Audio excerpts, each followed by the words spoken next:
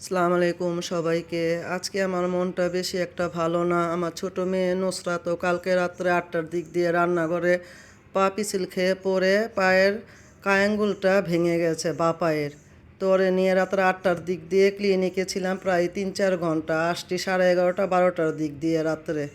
তো আমার নুসরাতের জন্য সবাই দোয়া করবেন যাতে ওর পাটা তাড়াতাড়ি সুস্থ হয়ে যায়। তো এই তো আজকে আমি হজের রোজা রাখছি। সারাদিন আজকে মনটাও ভালো লাগতেছে না, শরীরটাও ভালো লাগতেছে না। তো কি করব, কাজ তো করতেই হবে। নুসরাত তো অনেক কষ্ট পাইতেছে, বাথরুমে যেতে পারে না, বসতে পারে না, কি যে একটা সমস্যা। তো নাস্তা করে নিল, নাস্তা টাস্তা করাইয়া এখন আমি একটু রান্নাঘরে চলে আসলাম। সাথে একটু ইফতারের আয়োজনও করব। তো লতি রান্না করলাম আর ইলিশ মাছ রান্না করলাম। এগুলি রান্না করে একটু শরবত বানিয়ে নিলাম, গোসল করলাম, নামাজ পড়লাম। তো ফারিস্তা আমার সাথে ইফতারি করতেছে। রমজান মাসের কিছু বুট ছিল, বেগুনি ভাজলাম আর সাথে চপ ভাজলাম। এই তো এখন একটু মুড়ি মাখিয়ে নিব। এভাবে মুড়ি মাখা খেতে ভালো লাগে, তবে মন ভালো না, কিছুই ভালো লাগতেছে না আজকে। আল্লাহ হাফেজ।